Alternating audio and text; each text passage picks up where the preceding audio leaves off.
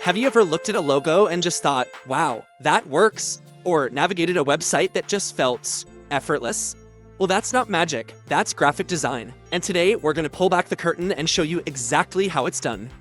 All right, here's our game plan. We're gonna start with the big picture, what design actually is.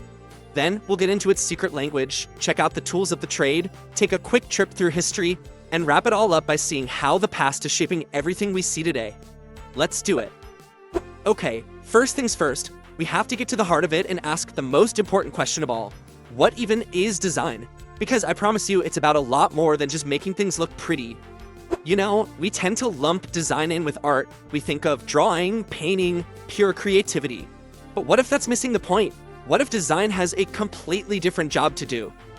And here it is. This is the big secret. Design isn't just an action, it's a project. It's a structured plan, a method for solving a very specific problem.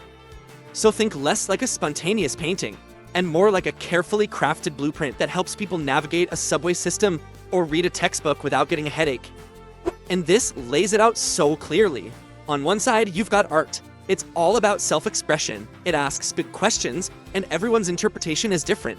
But design is all about solving a problem, providing a solution, and having a crystal clear purpose. I love this quote.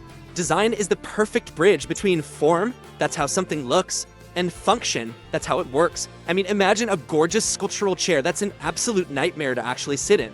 Is that good design? Nope. It has to do both beautifully. So if a designer's job is to solve problems, how do they communicate the solution? Well, they use a visual language. And here's the wild part. It's a language your brain already understands instinctively. The first part of this language is a field called semiotics. Now, that sounds super academic, right? But all it really means is the study of signs and symbols. It's how we all agree that a red octagon means stop and a heart-shaped means love. And it works on these three levels. You start with an icon, a literal picture of fire, symbol. Then you have an index, like smoke, which isn't fire, but it points to it. And finally, you get to the symbol. This is an abstract shape that we've all just learned means fire. The world's most powerful brands, think Nike's swoosh or Apple's, well, Apple, they live on this symbolic level. Now, the second part of this language is where it gets really cool. It's called Gestalt psychology. You can think of this as the default programming in our brains, the universal rules we all use to make sense of the visual world without even thinking about it. And get this, designers didn't invent these rules. They're just hardwired into how we see. Take a principle of closure, for example. It's why you could see the letters in the classic IBM logo, even though it's technically just a bunch of blue lines. Your brain automatically fills in the missing pieces. Smart designers know this and use it to their advantage. Okay, so we've got the language down. Now let's pop the hood and look at the actual tools, the words and grammar that designers use to build their visual messages. First step, color. And if there's one thing you need to know about color, it's this. Screen color is totally different from printed color. Your phone or monitor uses RGB, red, green, and blue light, and adds them together to make white. But a printer uses CMYK ink, cyan, magenta, yellow, and black, and subtracts light. That's exactly why a design can look super vibrant on your screen and then kinda dull when you print it on a flyer. Next, we have typography. And no, this is not just about picking a fun font from a drop-down menu. It's so much more. It's the art of arranging letters to make words readable, to set a mood, and to guide a reader's eye exactly where you want it to go. And the tiny details, they matter a lot. Those little feet on some letters, those are serifs, and they make big blocks of text easier to read. The spacing between just two letters, that's called kerning. Getting these little things right is the difference between clear communication and a confusing jumble of words. So where do all these different styles come from anyway? Well, to understand that, we have to jump in a time machine for a second. Because as you're about to see, design styles have always been shaped by the technology that was available. Just look at this timeline. For thousands of years, everything was written by hand. Then, bam, in 1450, Gutenberg's printing press arrives. Suddenly, knowledge can be mass-produced, and a whole new visual world opens up.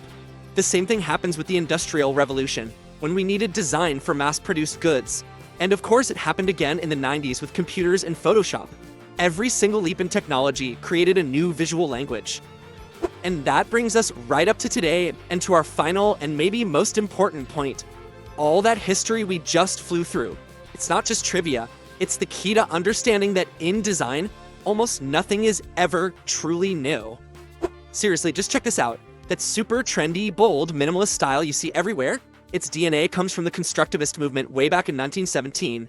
Those shiny 3D metallic effects that feel so futuristic, straight out of the 1920s Art Deco playbook. The handcrafted, organic vibe, arts and crafts from the 1880s. It's all just one big, beautiful remix. And get this idea even applies to the most cutting-edge tech we have. Artificial intelligence isn't inventing brand new aesthetics from thin air.